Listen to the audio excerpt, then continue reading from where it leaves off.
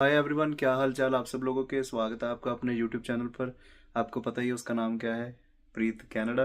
Calgary से related videos आती हैं इस चैनल पर। कैलगरी अगर आपको आना है, जा आ चुके हो तो ये चैनल आपके लिए ही है, आपको कहीं और जाने की ज़रूरत नहीं।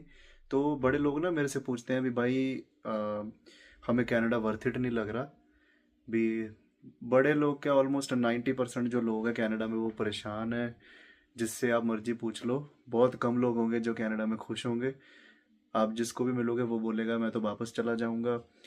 तो वापस जाने के लिए लोगों के मन में एक क्वेश्चन रहता है भी, हमने जितने पैसे लगाए हैं 25 लाख, ऑलमोस्ट $40,000, क्या वो हम इकट्ठे कर पाएंगे? अगर कर पाएंगे तो कितने टाइम में कर पाएंगे?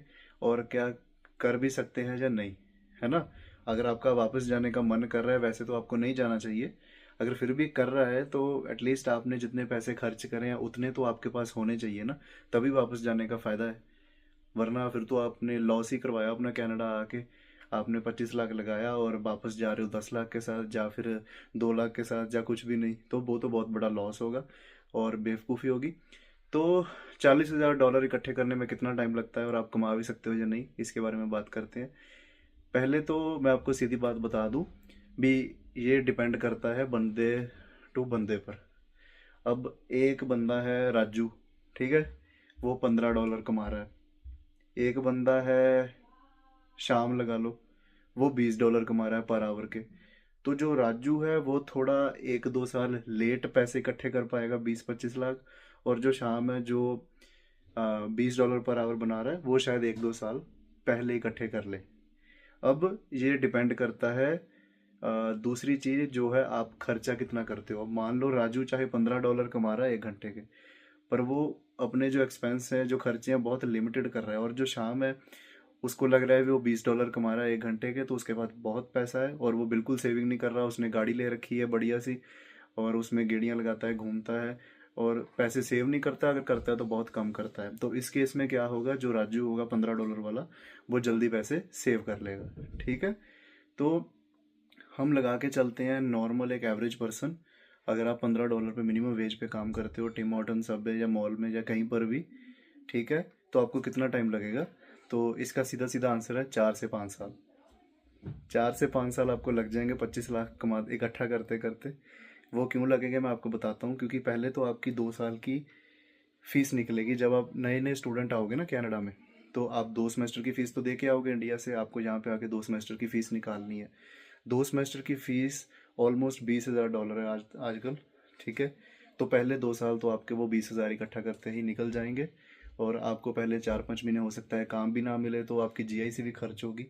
तो पहले 2 साल आपकी सेविंग होनी बहुत मुश्किल है, और इम्पॉसिबल ही लगा लो आप।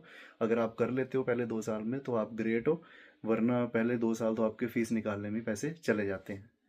तो अब मान लेते हैं आपने 2 साल अपनी फीस निकाल ली मेहनत करके, $20,000। वैसे तो आज के टाइम पे फीस निकालना भी बड़ी हिम्मत की बात है, क्योंकि बहुत ज़्यादा खर्चे एक्सपेंस बढ़ चुके हैं एज़ कम्पेयर टू पिछले टाइम से। अगर आपने मान लो निकाल ली 20,000 की, तो आप बहुत हार्ड वर्किंग हो, अपने आप को शाबाशी दो, ठीक है। अब आप आ चुके हो वर्क परमिट पे। वर्क परमिट पे क्या होगा कि आप दबा के काम कर सकते हो, ठीक है। स्टडी परमिट पे कभी 40 घंटे, कभी 20 घंटे, कुछ ना कुछ ऐसा लफड़ा चलता रहता है। पर वर्क परमिट पे ऐसी कोई भी रिस्ट्रिक्शन नहीं है, आप जितना मर्जी चाहो उतना काम कर सकते हो। 40, 50, 60, 70, 80, जितने मर्जी घंटे। मान के चलो आप 50 घंटे काम करते हो वर्क परमिट पे $15 पे, तो आप अगर $2,500 महीने का कमा रहे हो, तो आपको बड़ी मुश्किल से 1000 ही सेव कर पाओगे, अगर आपके पास कार नहीं है। अगर कार है फिर 1000 भी सेव करना बहुत मुश्किल है, ठीक है, अगर आप 50 घंटे काम करते हो। तो अगर आप $1000 पर मंथ सेव करोगे तो 1 साल के बनते हैं 12,000।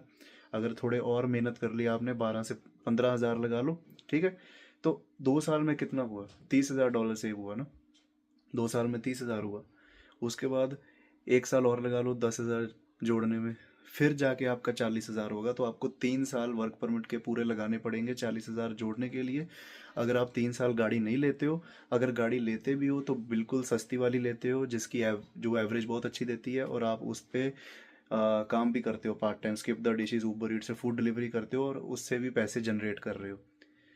आप कोई एक्स्ट्रा खर्चा नहीं कर रहे, कोई महंगे महंगे ज़्यादा कपड़े नहीं ले रहे, कोई ज़्यादा पार्टियाँ घूम नहीं रहे, सिंपल सी लाइफ जी रहे हो, सिर्फ काम पे जाते हो, घर पे आके सोते हो, 1-2 दिन हफ्ते में थोड़ा बहुत एंजॉय करते हो, तब जाके 3 साल मेहनत करने के बाद आपके पास 25 लाख इकट्ठा होगा। अब यहाँ पे एक और चीज़ है, 3 साल का ही हमें वर्क परमिट मिलता है और आपको 3 साल ही लग जाएंगे 25 लाख जोड़ने में। ठीक है, उन 3 साल में आपको पीआर भी लेनी है। पीआर के प्रोसेस में भी कई बार बहुत सारी प्रॉब्लम्स आ जाती हैं, जैसे अभी प्रॉब्लम्स चल रही हैं पीएनपी से रिलेटेड अल्बर्टा में। तो अगर आपके केस में ऐसी कोई प्रॉब्लम भी आ जाती है तो आपको पैसे देने भी पड़ सकते हैं 10-15 हज़ार। तो फिर उसमें आपका प्रोसेस और डिले हो जाएगा, उसमें आप और 2 साल एक्स्ट्रा जोड़ दो अगर आपकी पीआर में कोई प्रॉब्लम आ गई। अगर नहीं आई प्रॉब्लम फिर तो 3 साल में जैसे ना तैसे 20-25 लाख हो जाएगा। ठीक है, समझ रहे हो? अगर आ गई फिर आप 3 साल से 5 साल कर दो उसको।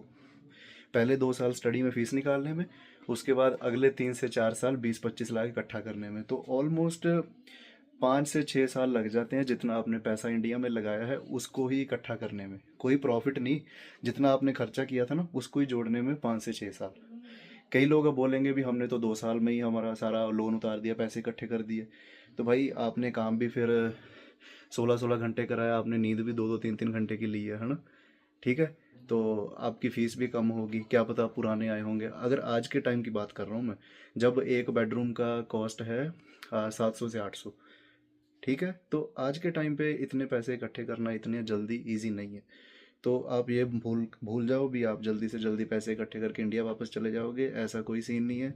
5 से 6 साल आपको पीआर होने में लगेंगे नॉर्मली, और 5 से 6 साल में ही आपके इतने पैसे इकट्ठे होंगे अगर आपने कोई एक्स्ट्रा पंगा नहीं लिया गाड़ी का या घर का।